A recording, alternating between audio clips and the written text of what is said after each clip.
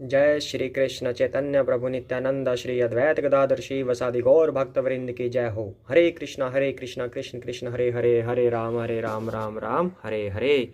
जय सिया राम, जय वीर बजरंगी। आइए हम प्रार्थना करते हैं। ओम अज्ञानतिमिरान्धस्य ज्ञानाञ्जनशलाकया चक्षुरुन्मीलितं येन तस्मै श्रीगुरुवे नमः।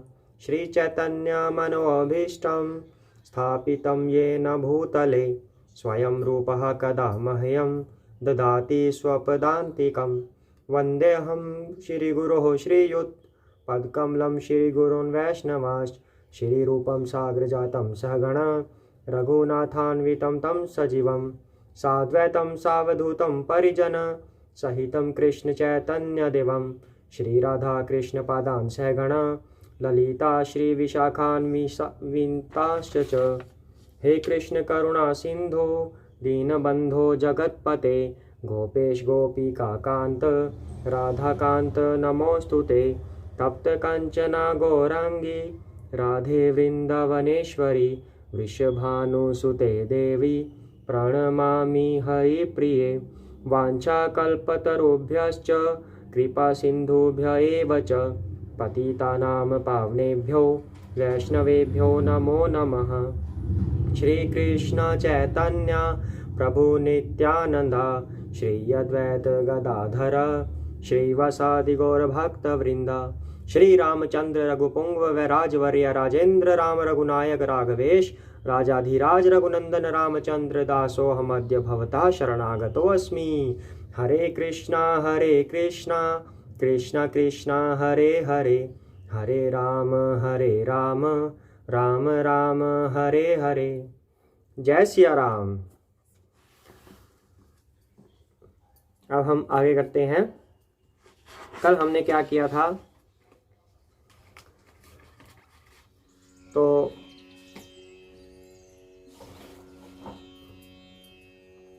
श्री राम के साथ अभी भी सुमंत्र जी थे, मतलब श्री राम जी के साथ तो नहीं थे, निषाद राज घू के स्थान पर थे।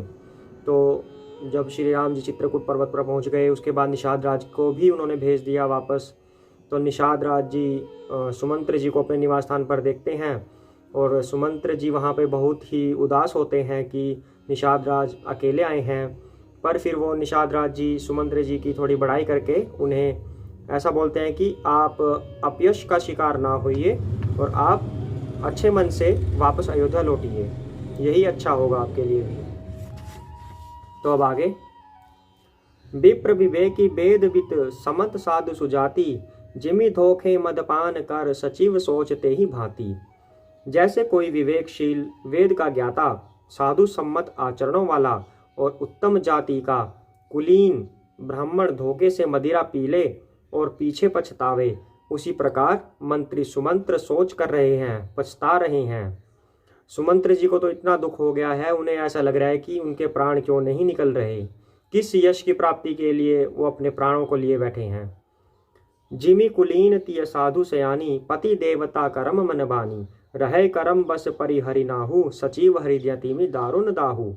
जैसे किसी उत्तम कुल वाली साधु स्वभाव की समझदार और मन वचन कर्म से पति को ही देवता मानने वाली पतिव्रता स्त्री को भाग्यवश पति को छोड़कर रहना पड़े, उस समय उसके हृदय में जैसा भयानक संताप होता है, वैसे ही मंत्री के हृदय में हो रहा है। लोचन सजल डीठी भई थोरी सुनई न श्रवण बिकल मति भोरी। सो कहीं अधर लागी मुँह लाटी जीव न जाय उर अवधि कपाटी। नेत्रों में जल भरा है, दृष्टि मंद हो गई है, कानों से सुनाई नहीं पड़ता, व्याकुल हुई बुद्धि बेठिकाने हो रही है, होंठ सूख रहे हैं, मुंह में लाठी लग गई है। किंतु ये सब मृत्यु के लक्षण हो जाने पर भी प्राण नहीं निकलते, क्योंकि हृदय में अवधि रूपी किवाड़ लगे हैं, अर्थात 14 वर्ष बीत जाने पर भगवान फिर मिलेंगे, यही आशा रुकावट डाल रही है। विवरण भयउ न जाई निहारी मारेसी मनहु पिता महतारी। हानि गलानी विपुल मन व्यापी जमपुर पंथ सोच जिमि पापी।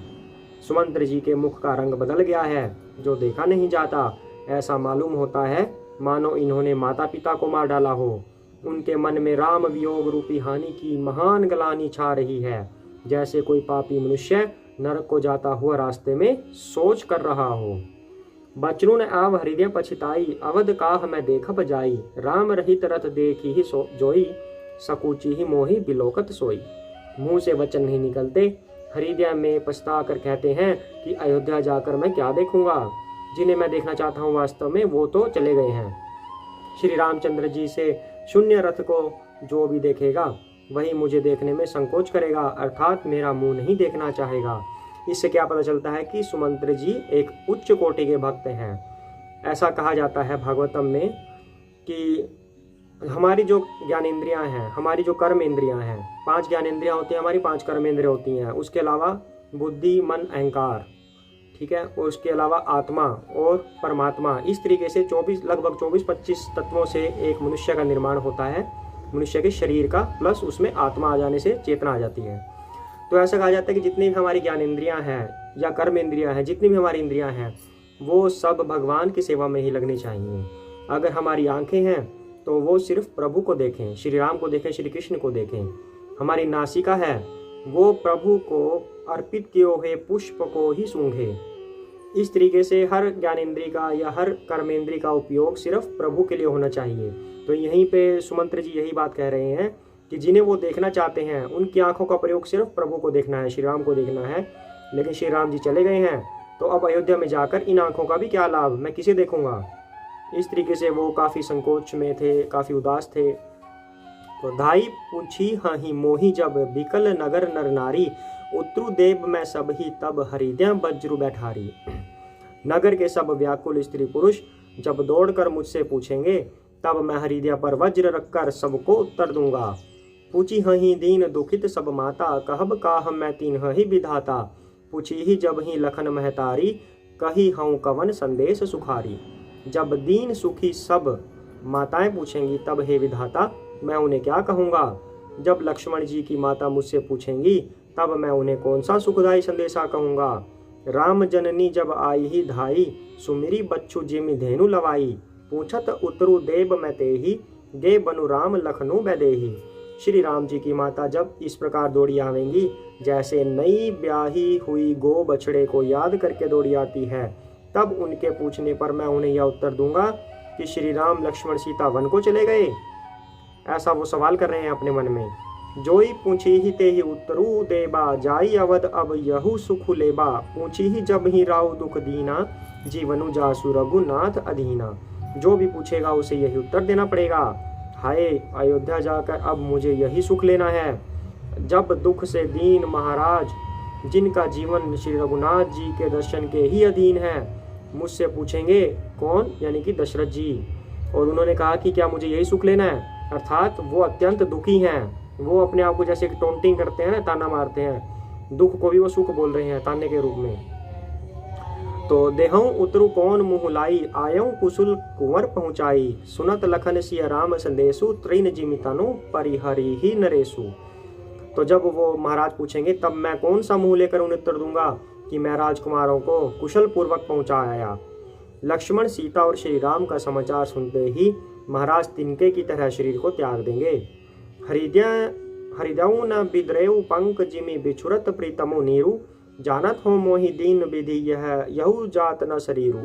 प्रियतम श्री राम जी रूपी जल के बिछुड़ते ही मेरा हृदय कीचड़ की तरह फट नहीं गया।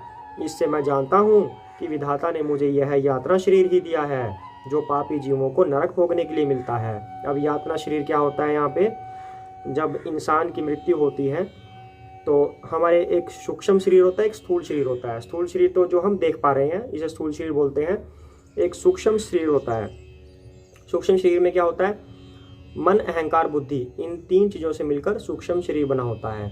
जब आत्मा शरीर से निकलती है मृत्यु के समय, तब उस आत्मा को, वो आत्मा और सूक्ष्म शरीर दोनों निकलते हैं, तब उन्हें एक यातना शरीर दिया जाता है जो सूक्ष्म शरीर के आधार पर होता है। यानी कि उस प्राणी का जो आत्मा जिस शरीर में थी उसका मन क्या था, उसकी बुद्धि क्या थी और अहंकार क्या था, उसके हिसाब से उन्हें एक यातना शरीर देते हैं। एक सवाल भी उठाया जाता है ना कि अगर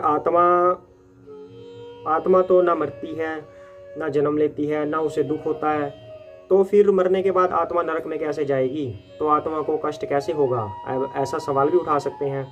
तो उसका उत्तर यही है कि उसके बाद आत्मा को सूक्ष्म शरीर छोड़कर एक यातना शरीर दिया जाता है। यातना शरीर से ही उस आत्मा को कष्ट पहुंचता है। जो उसके पाप होते हैं तो वो यातना शरीर के माध्यम से ही भोगे जाते हैं। तो वहीं यहाँ पे बात कर रहे हैं, सुमंत्र जी को इतनी पीड़ा हो रही है श्री राम जी को छोड़ के आने पे, कि कह रहे हैं कि मुझे जैसे विधाता ने यातना शरीर दे दिया है जो नरक भोगने के लिए दिया जाता है। यही विधि करत पंथ पछितावा, तमसा तीर तुरथ रथु आवा, विदा किए करी बिना निषादा, फिरे पाए परी विकल विषादा। सुमंत्र इस प्रकार मार्ग में पछतावा कर रहे थे, इतने में ही रथ तुरंत तमसा नदी के तट पर आ पहुंचा। तमसा नदी कौन सी नदी है? जहाँ पर श्री राम जी वनवास के दौरान सबसे पहले पहुंचे थे, वो तमसा नदी है। जब अयोध्या से गए थे तो सबसे पहले तमसा नदी के किनारे पर ही पहुंचे थे। तो सुमंत्र जी वापस आते हुए तमसा नदी के किनारे पर आ पहुंचे। मंत्री ने विनय करके चारों निषादों को विदा किया। निषाद कौन से? जो निषाद राज घू ने भेजे थे उनके साथ। उस समय में, पुराने जमाने में, कलयुग में भी ऐसा होता था कि जब कि कोई मेहमान घर में आता था तो उसको छोड़ने के लिए जाते थे। और धीरे धीरे क्या हुआ कि कुछ दूरी पर छोड़ने जाते हैं। और अब धीरे धीरे क्या होने लगा कि चलो घर से बाहर तक छोड़ाते हैं, दरवाजे तक। अब आगे आगे क्या होगा कि बस आया कोई, गया अपने आप ही चला गया, ठीक है। पर उस समय के अनुसार सम्मान सहित जो 4 निषाद थे वो उन्हें अयोध्या तक छोड़ने आए थे। तो वे विषाद से व्याकुल होते हुए सुमंत्र के पैरों पड़कर लौटे। पैठत नगर सचिव सकुचाई, जनु मारे सिगुर बांभन गाई, बैठी बिटप तर दिवसु गवावा, सांझ समय तब अवसर पावा। नगर में प्रवेश करते मंत्री गलानी के कारण ऐसे सकुचाते हैं मानो गुरु ब्राह्मण या गौ को मारकर आए हों। सारा दिन एक पेड़ के नीचे बैठकर बिताया, जब संध्या हुई तब मौका मिला। जैसे आजकल क्या होता है, कोई बाहर से आते हैं, हम ही आते हैं, मान लो बाहर कहीं कुछ गड़बड़ हो गई हमसे, या किसी प्रकार का बहुत ज़्यादा दुख हमारे मन में है, तो घर आके क्या होता है, रूम में बैठ जाते हैं अकेले, वहीं बैठे रहते हैं। खाना खाना है तो वहीं खा लेते हैं, वहीं सो जाते हैं। ऐसे भी जाते हैं 1-2 दिन सोच में कि मन में कुछ ना कुछ उनके चलता रहता है। इसी तरीके से सुमंत्र जी के साथ हो रहा है। वो नगर में तो आ गए पर महल में प्रवेश नहीं कर रहे। वो वहीं पे कहीं बाहर बैठकर वृक्ष के नीचे सोच में, चिंता में बैठे हुए हैं। तो वो ऐसे सकुचाते हैं जैसे गौ ब्राह्मण को मारकर आए हों। सारा दिन एक पेड़ के नीचे बैठकर बिताया, जब संध्या हुई तब मौका मिला। अवध प्रवेशु किन अंधियारे, पैठ भवन रथु राखी दुआरे, जिन जिन समाचार सुनी पाए, भूप द्वार रथु देखन आए। अंधेरा होने पर उन्होंने अयोध्या में प्रवेश किया, तो रथ को दरवाजे पर खड़ा करके वे चुपके से महल में घुसे। जिन जिन लोगों ने यह समाचार सुन पाया वे सभी रथ देखने को राजद्वार पर आए। अब चुपके से राजद्वार में घुसने का क्या मतलब है कि अगर किसी ने मुझे आते हुए देखा तो वो सवाल करेगा कि श्री राम जी कहाँ हैं, और मैं क्या उत्तर दूंगा। इन सवालों से बचने के लिए वो चुपके से महल में घुस गए। रथु पहचानी बिकल लखी घोरे, गरही गात जिमी आतप ओरे, नगर नारी नर व्याकुल कैसे, निघटत नीर मीनगन जैसे। रथ को पहचान कर और घोड़ों को व्याकुल देखकर उनके शरीर ऐसे गले जा रहे हैं, यानी कि क्षीण हो रहे हैं, जैसे घाम में ओले। घाम में ओले का मतलब गर्मी में ओले, ओले तो पिघल ही जाते हैं ना, ओले का कोई अस्तित्व नहीं रहता। उसी तरीके से ये कह रहे हैं कि उनका शरीर ऐसे ही गल रहा है। नगर के स्त्री पुरुष कैसे व्याकुल हैं, जैसे जल के घटने पर मछलियां व्याकुल होती हैं। सचिव आगमनु सुनत सबु, बिकल भयउ रनिवासु, भवनु भयंकरु लागते ही मानहु प्रेत निवासु। मंत्री का अकेले ही आना सुनकर सारा रनिवास व्याकुल हो गया। राजमहल उनको ऐसा भयानक लगा मानो प्रेतों का निवास स्थान हो। अति आरती सब पूछी ही रानी, उतरु न आव बिकल भई बानी, सुनई न श्रवण नयन नहीं सूझा, कहहु कहाँ नृपु ते ही बूझा। अत्यंत आर्त होकर सब रानियां पूछती हैं, पर सुमंत्र को कुछ उत्तर नहीं आता। उनकी वाणी विकल हो गई है, यानी कि रुक गई है। न कानों से सुनाई पड़ता है, न आंखों से कुछ सूझता है। वे जो भी सामने आता है उससे पूछते हैं, कहो राजा कहाँ है। अब सुमंत्र जी तो पहले ही दुखी हैं, अब ऊपर से सबके सवाल, तो उनकी स्थिति तो बहुत ही व्याकुल हो गई है। दासीन दीख सचिव बिकलाई, कौशल्या गृह गई लवाई, जाय सुमंत्र दिख कस राजा, अमिया रहित जनु चंदो बिराजा। दासिया मंत्री को व्याकुल देखकर उन्हें कौशल्या जी के महल में लिवा गई। सुमंत्र जी ने वहां जाकर राजा को बैठे देखा मानो बिना मृत का चंद्रमा हो। आया आसन शयन विभूषण हीना, परेऊ भूमितल निपट मलीना। लई उसासु सोच एहि भांति, सुरपुर ते जनु खन से उच जजाति। राजा आसन शैया और आभूषणों से रहित बिल्कुल मलिन उदास पृथ्वी पर पड़े हुए हैं। वे लंबी सांसें लेकर इस प्रकार सोच करते हैं मानो राजा ययाति स्वर्ग से गिरकर सोच कर रहे हों। अब स्वर्ग से गिरकर सोच करने का मतलब क्या है? अब ऐसा कहा जाता है कि मनुष्य का जो मेन उद्देश्य होता है वो गोलोक वृंदावन है या साकेत धाम श्री राम जी के पास है, और स्वर्ग की प्राप्ति में मनुष्य का लक्ष्य नहीं होना चाहिए। क्यों नहीं होना चाहिए? क्योंकि साकेत धाम या गोलोक वृंदावन जाने का रास्ता पृथ्वी है, स्वर्ग नहीं है। क्योंकि स्वर्ग में जाकर तो भोग विलास करना है, ऐश करनी है, आनंद लेना है। वहाँ पे जाके भक्ति सूझती ही नहीं है। भक्ति सिर्फ दुखी मनुष्य को ही सूझ सकती है जो दुखी होता है। आम तौर पर यही बात होती है। कलयुग में तो अक्सर यही होता है, अगर कोई बिल्कुल दुखी होता है वही भक्ति करता है। पर स्वर्ग में ऐसा नहीं होता। स्वर्ग में सब कुछ आनंदमय दिखता है तो भक्ति की तरफ उनका मन लगता नहीं है।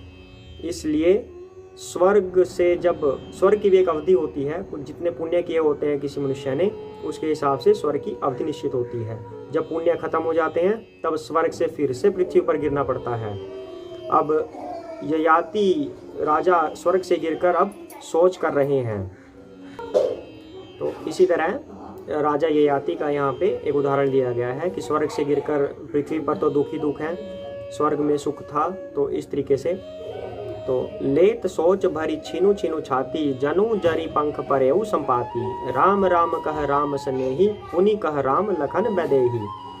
राजा क्षण क्षण सोच से छाती भर लेते हैं।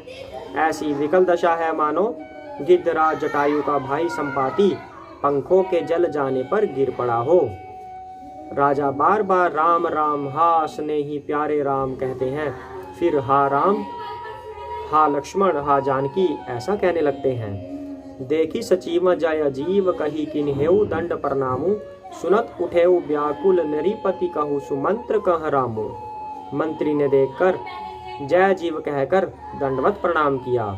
सुनते ही राजा व्याकुल होकर उठे और बोले, सुमंत्र कहो राम कहाँ है। भूप सुमंत्रुलिन उर लाई, बुड़त कछु आधार जनु पाई। सहित स्नेह निकट बैठारी, पूछत राव नयन भरी बारी। राजा ने सुमंत्र को हृदय से लगा लिया, मानो डूबते हुए आदमी को कुछ सहारा मिल गया हो। मंत्री को स्नेह के साथ पास बैठाकर नेत्रों में जल भरकर राजा पूछने लगे, राम कुशल कहू सखा स्नेही, कह रघुनाथ लखनऊ बैदेही। आने फेरी की बन ही सिधाए, सुनत सचिव लोचन जल छाए। हे मेरे प्रेमी सखा, श्री राम की कुशल कहो। बताओ श्री राम लक्ष्मण और जानकी कहाँ हैं? उन्हें लौटा लाए हो कि वे वन को चले गए? यह सुनते ही मंत्री के नेत्रों में जल भर आया। शोक विकल पुनि पूछ नरेशु, कहू सिय राम लखन संदेशु।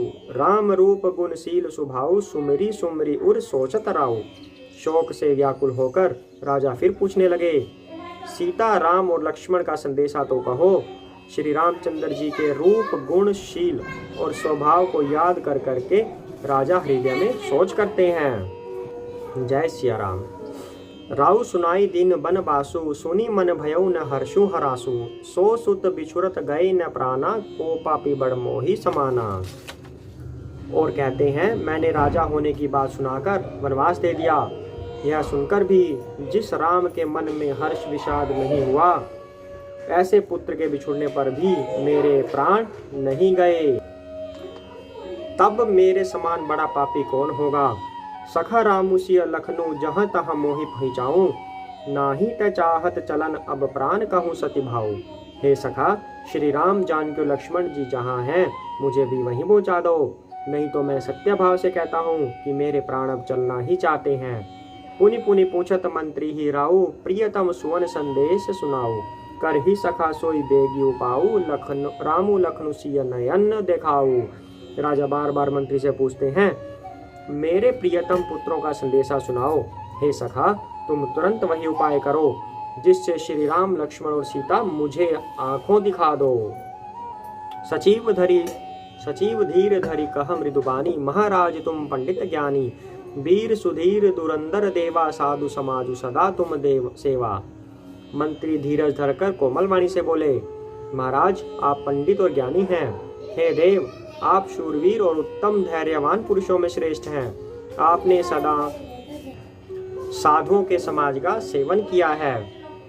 जन्म मरण सब दुख सुख भोगा, हानि लाभ प्रिय मिलन वियोगा, काल कर्म बस होहि गोसाई, बरबस राति दिवस किनाई।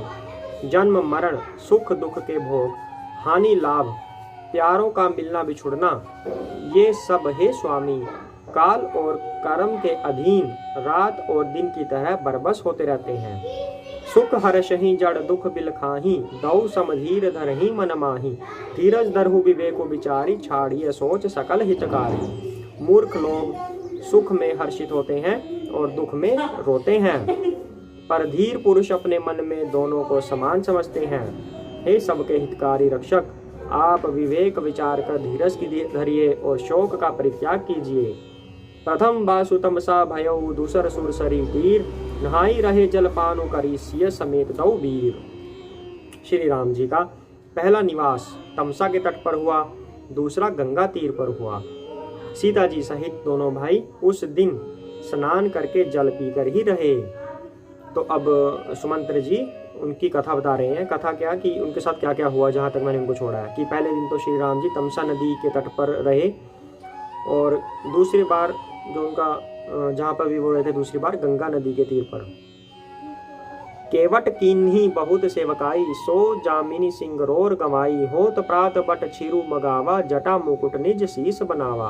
केवट निषाद राज ने बहुत सेवा की। यानी केवट और निषाद, निषाद तो सबको ही बोलते हैं ना कि निषादों की जातियां होती हैं वहाँ पे। तो उनमें से एक निषाद राज गुहू थे और एक केवट थे। तो यहाँ पे केवट की बता रहे हैं, केवट ने बहुत सेवा की। वह रात सिंगरोर श्रृंगवेरपुर में ही बिताई। तो जहाँ पे वो रहते थे निषाद राज, वो श्रृंगवेरपुर है। तो दूसरे दिन सवेरा होते ही बड़ का दूध मंगवाया, और उससे श्री राम लक्ष्मण ने अपने सिरों पर जटाओं के मुकुट बनाए। राम सखा तब नाव मगाई, प्रिया चढ़ाई चढ़े रघुराई, लखन बान धनु धरे बनाई, आप चढ़े प्रभु आयसु पाई। तब श्री रामचंद्र जी के सखा निषाद राज ने नाव मंगवाई। पहले प्रिया सीता जी को उस पर चढ़ाकर फिर श्री रघुनाथ जी चढ़े। फिर लक्ष्मण जी ने धनुष बाण सजाकर रखे और प्रभु श्री रामचंद्र जी की आज्ञा पाकर स्वयं चढ़े। बिकल बिलो की मोहि रघुबीरा, बोले मधुर बचन धरि धीरा, तात प्रणाम तात सन कहेहु, बार बार पद पंकज गहेहु। मुझे व्याकुल देखकर श्री रामचंद्र जी धीरज धरकर मधुर वचन बोले, हे तात, पिताजी से मेरा प्रणाम कहना और मेरी ओर से बार बार उनके चरण कमल पकड़ना। कर भी पाय परि बिना बहोरी, तात करिय जनि चिंता मोरी, बन मग मंगल कुशल हमारे, कृपा अनुग्रह पुण्य तुम्हारे। फिर पांव पकड़कर विनती करना कि हे पिताजी, आप मेरी चिंता न कीजिए, आपकी कृपा अनुग्रह और पुण्य से वन में और मार्ग में हमारा कुशल मंगल होगा। तुमरे अनुग्रह तात कानन जात सब सुख पाई हो, प्रतिपाली आय सुकुशल देखन पाय पुनि फिर आई हो। जननी सकल परितोषी परि परि पाय करि बिनती घनी, तुलसी करहु सोई जतनु जेहि, कुशली रहहि कौशल धनी। हे पिताजी, आपके अनुग्रह से मैं वन जाते हुए सब प्रकार का सुख पाऊंगा। आज्ञा का भली भांति पालन करके, चरणों का दर्शन करके कुशल पूर्वक फिर लौट आऊंगा। सब माताओं के पैरों पड़ पड़कर उनका समाधान करके और उनसे बहुत विनती करके। तुलसीदास कहते हैं, तुम वही प्रयत्न करना जिसमें कौशलपति पिताजी कुशल रहे। तुलसीदास का वर्णन यहाँ पे इसलिए है कि वही ये बुक लिख रहे हैं, तो इसलिए तुलसीदास का वर्णन आया है। लेकिन जो ये वार्तालाप हो रही है, ये सुमंत्र जी और दशरथ जी के बीच हो रही है कि श्री राम जी ने मुझे आते हुए ये चीजें बताई। गुर सन कहब संदेशु, बार बार पद पदुम गही, करब सोई उपदेशु जेहि, न सोच मोहि अवधपति। बार बार चरण कमलों को पकड़कर गुरु वशिष्ठ जी से मेरा संदेशा कहना कि वे वही उपदेश दें जिससे अवधपति पिताजी मेरा सोच न करें। ऐसा श्री राम जी ने सुमंत्र जी को बताया था, और ये सुमंत्र जी दशरथ जी को बता रहे हैं। पुरजन परिजन सकल निहोरी, तात सुनायहु बिनती मोरी, सोई सब भांति मोर हितकारी, जाते रहा नर नारो सुखारी, नर नाहु सुखारी। हे तात, सब पूर्ववासियों और कुटुंबियों से अनुरोध करके मेरी विनती सुनाना कि वही मनुष्य मेरा सब प्रकार से हितकारी है, जिसकी चेष्टा से महाराज सुखी रहें। कहब संदेशु भरत के आए, नीति न तजिया राजपदु पाए।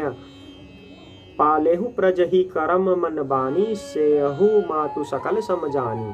भरत के आने पर उनको मेरा संदेशा देना कि राजा का पद पा जाने पर नीति न छोड़ देना, कर्म वचन और मन से प्रजा का पालन करना और सब माताओं को समान जानकर उनकी सेवा करना।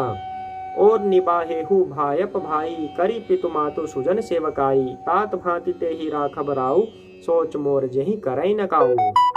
और हे भाई, पिता माता और स्वजनों की सेवा करके भाईपने को अंत तक निभाना। हे तात, राजा पिताजी को उसी प्रकार से रखना जिससे वे कभी किसी तरह भी मेरा सोच न करें। अब राम जी ऐसा क्यों बोल रहे हैं कि जब आप आओ तो अपना पालन करना, क्योंकि भरत जी इस समय अपने मामा जी के यहाँ गए हुए हैं। लखन कहे कछु बचन कठोरा, बरजी राम पुनि मोहि निहोरा। बार बार निज शपथ से देवाई, कहबी न तात लखन लरिकाई। लक्ष्मण जी ने कुछ कठोर वचन कहे, किंतु श्री राम जी ने उन्हें बरज कर फिर मुझसे अनुरोध किया और बार बार अपनी सौगंध दिलाई और कहा, हे तात, लक्ष्मण का लड़कपन वहां न कहना। कही प्रणाम कछु कहन लिया सिया, भई शिथिल स्नेह। थकित बचन लोचन, सजल पुलक पल्लवित देह। प्रणाम कर सीता जी भी कुछ कहने लगी थी, परंतु स्नेहवश वे शिथिल हो गईं। उनकी वाणी रुक गई, नेत्रों में जल भर आया और शरीर रोमांच से व्याप्त हो गया। तेही अवसर रघुबर रुख पाई, केवट पार ही नाव चलाई।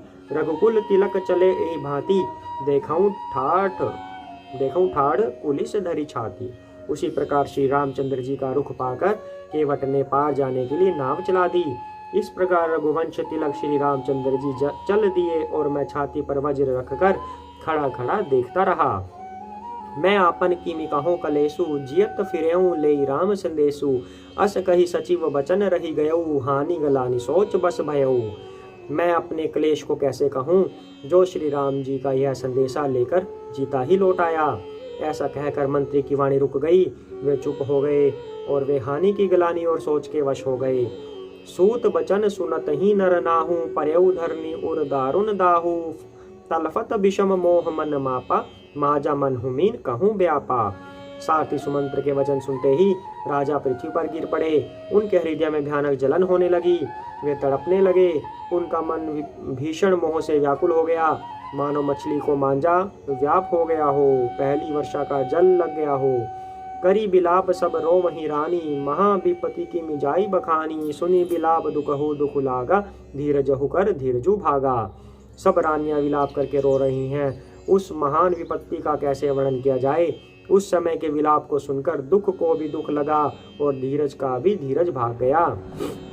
भयउ को लाहलु अवध अति, सुनि नृप राउर सोरु।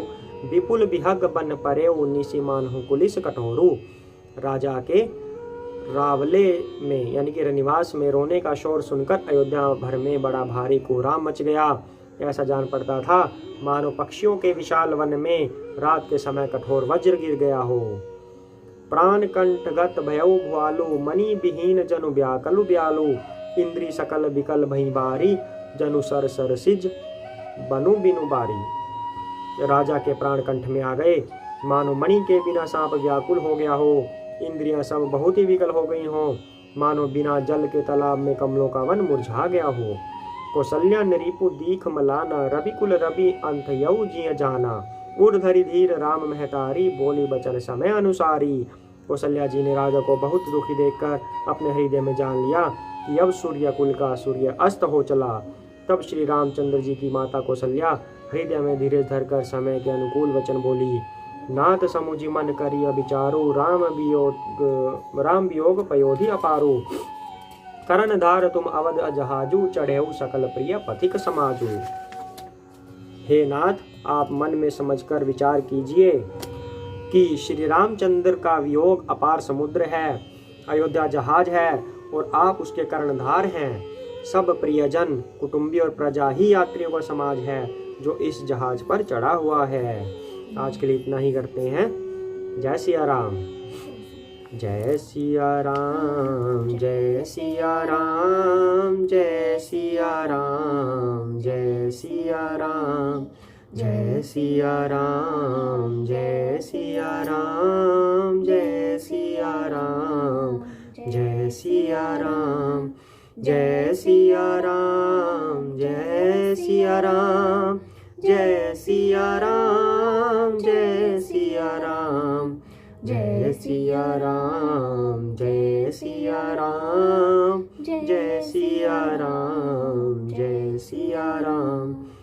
जय सिया राम, जय लक्ष्मण जी की जय, वीर बजरंगी हनुमान की जय, शिव शंकर भोलेनाथ। हरे कृष्ण कृष्ण कृष्ण हरे हरे, हरे राम राम राम हरे हरे। जय श्री कृष्ण चैतन्य प्रभु नित्यानंद, श्री अद्वैत गदाधर श्रीवासादि गौर भक्त वृंद की जय हो। हरे कृष्ण, जय सिया राम।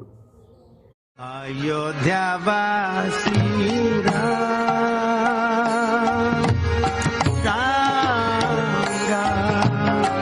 दशरथ नंदन राम।